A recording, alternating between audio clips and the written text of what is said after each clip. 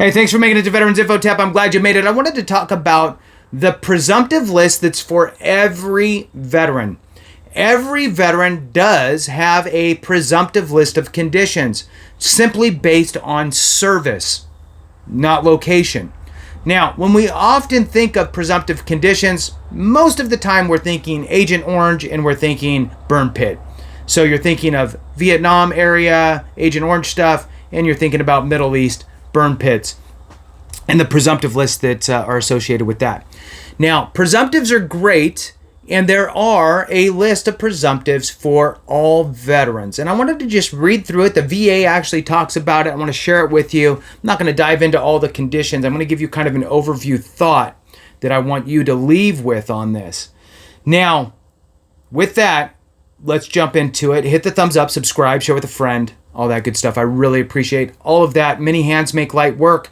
Let's keep growing the channel so we can continue to get the word out. You can do that by letting the video run. That's really what tells YouTube to send this to more people.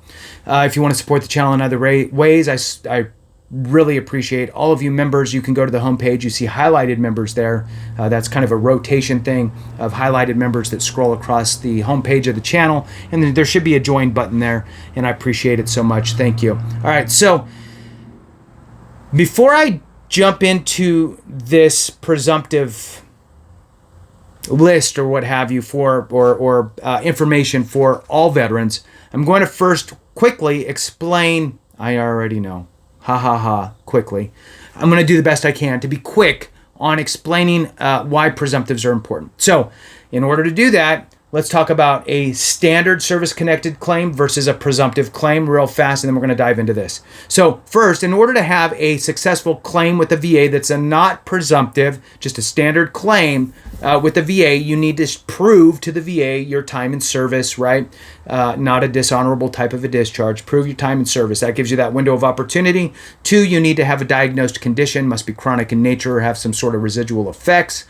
That diagnosed condition is that second piece of evidence, okay? So time in service, diagnosed condition, and the third thing is the nexus, the link between your diagnosed condition and your time in service, okay? What the VA is looking for here is really prove to the VA that your diagnosed condition either manifested during your time in service or is a result of your time in service in some which way. Doesn't matter, right? So it could be I got diagnosed while I was in service. That creates the nexus, right? I got diagnosed while I was in service. Or I got injured while I was in service, and that's documented, right? So that would be a nexus. Another way to build the nexus would be I complained about these symptoms of this condition. Didn't really know what it was, but I complained about these signs or symptoms, or I self-attested to having a certain problem, migraines, painful swollen joints, whatever, right? Maybe on a annual physical health assessment, maybe you checked a box.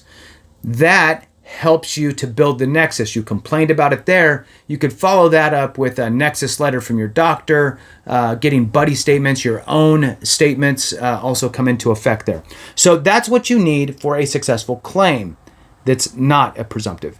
If you go the presumptive route because you have a presumptive condition and you served in a presumptive location during a prescribed time period, then what happens is the nexus requirement is removed because the VA just presumes that because you served in this location during this time period, you're more likely to come down with these presumptive conditions. And so you just need to prove I served, not dishonorably, in that location during that specified time frame, and I have that diagnosed condition.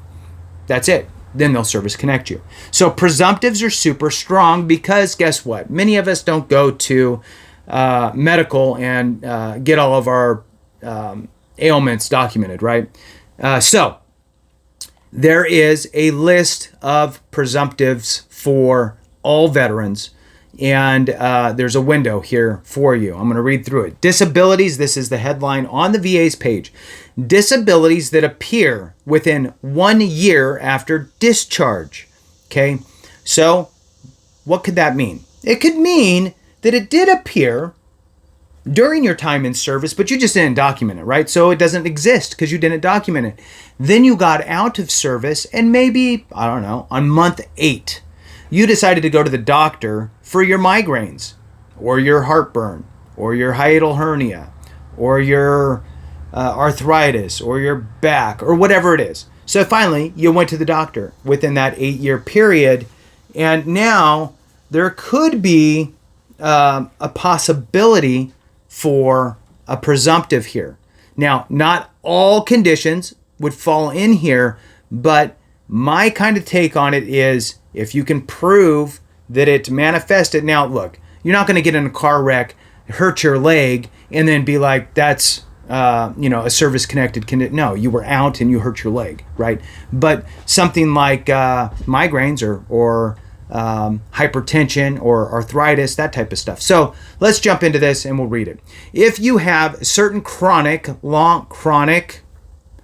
long-lasting conditions that started within 1 year after your discharge from military service, you may be eligible for VA disability compensation. Eligible conditions include high blood pressure, arthritis, diabetes, peptic ulcers. Compensation provides tax-free monthly payments.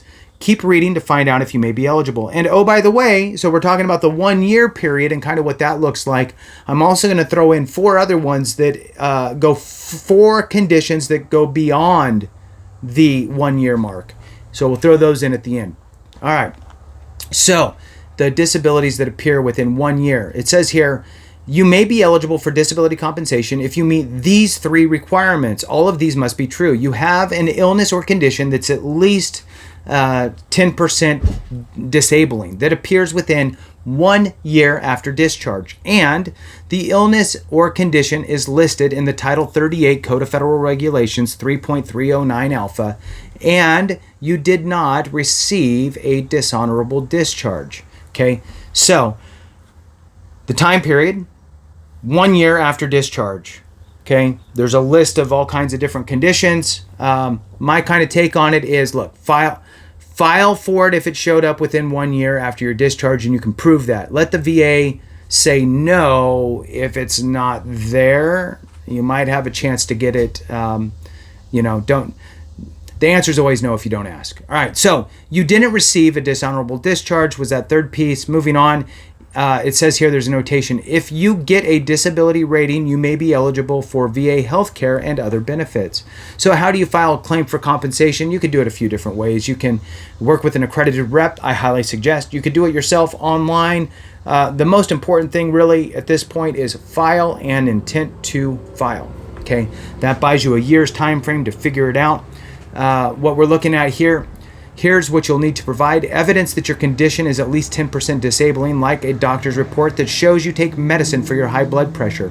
And evidence that your condition appeared within 1 year after your discharge from active service, like a medical report with a date of your diagnosis.